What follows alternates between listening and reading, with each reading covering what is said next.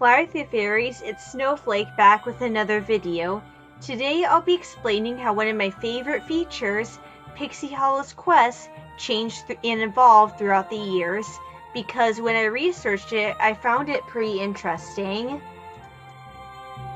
Quests were introduced in December 19th, 2008 with Tinker's Nook, Fawn's Hideout, and Silver Mist Grotto. Players could visit these famous fairies to ask if they need help or to simply chat. It was planned for all 5 famous fairies to have quests, but those were the first 3. The first quest everyone received was called Welcome to Pixie Hollow.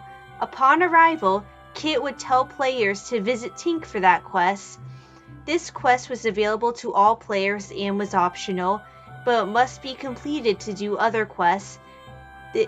This would be an introduction quest which would introduce players to gathering, minigames, tailoring, and it would involve visiting Fawn and Silver Mist.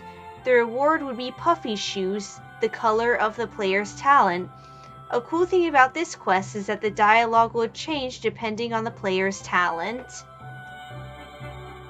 After completion, each famous fairy would offer their first story quest. Completing that story quest would unlock more. The first story quests of everyone but Tink were for all players, the rest were members only. Some story quests would unlock repeatable trade quests. The trade quests were typically very short and the reward would be an ingredient. Usually the fairy would offer a choice in the ingredient.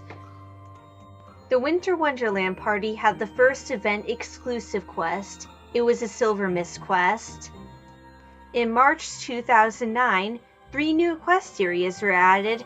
There were Rosetta's Garden, Irides's Glade, and Kit's Place. Kit's Place was accessible by clicking the orange bell in the Pixie postings.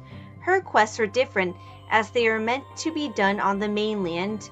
Your fairy wasn't shown in Kit's Place, unlike the other famous fairy houses, because she was supposed to be talking to the player behind the computer, as opposed to your virtual character.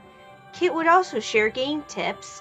Kit's quests didn't give rewards, but there are badges for completing a certain number of the mainland quests. In June, when talent skills are introduced, talent quests are added as well.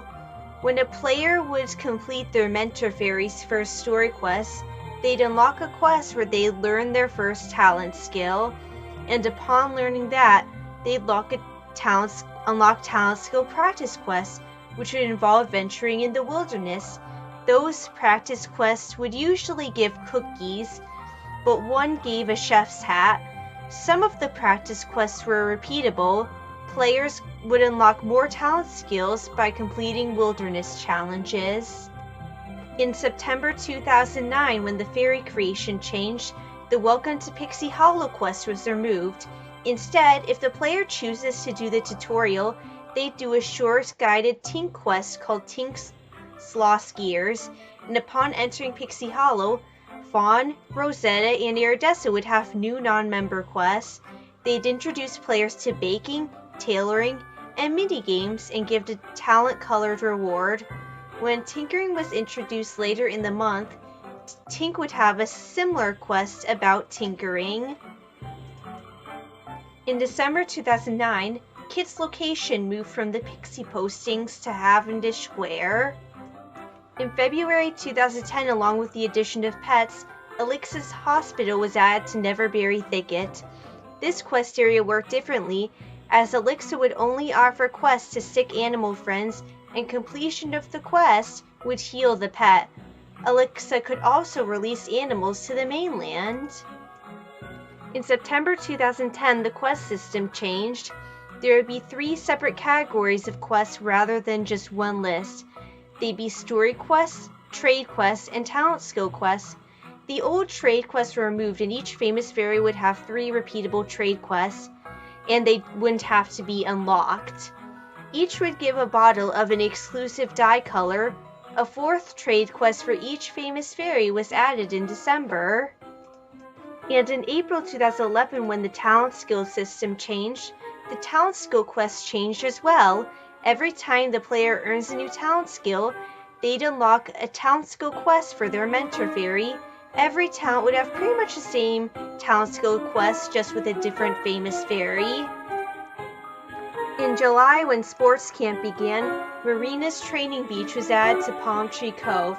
It would provide a camp sign-up quest which would give players a sign-up badge, and for each themed section of the summer, Marina would give a talent-themed training quest which would give a talent-colored trophy as a reward. But when sports camp ended, Marina's training beach still remained, but there are no new quests. Eventually, Marina's training beach would be renamed to Marina's Place, and the music would change. In November, Marina would finally offer a quest about building the Fairy Coliseum. The reward was a pass to a preview of the new meadow. After the Pixie Hollow games aired, Marina moved to the Coliseum. She offered 3 story quests and 2 trade quests. In April 2012, Kit's Place moved from Cavendish to Evergreen Overlook, and in addition to sharing game tips, players could chat with Kit about regular things just like with the other famous fairies. And finally, in January 2013, new special quests were added. After completing all the Iridescent story quests, players would unlock a quest called Halo's Puzzle, which would give players a banner decoration as a reward, and this quest would unlock Light Test, which would give the player a Light Star Discovery badge. And then players will unlock a Tinkerbell quest called Tinker Test, then Water Test, then Garden Test, and then finally Animal Test. And these quests will unlock the Talent Star Discovery badges. Well, thank you so much for watching this video, and if you have any video requests, don't hesitate to tell me. Thanks for watching, and fly with you later.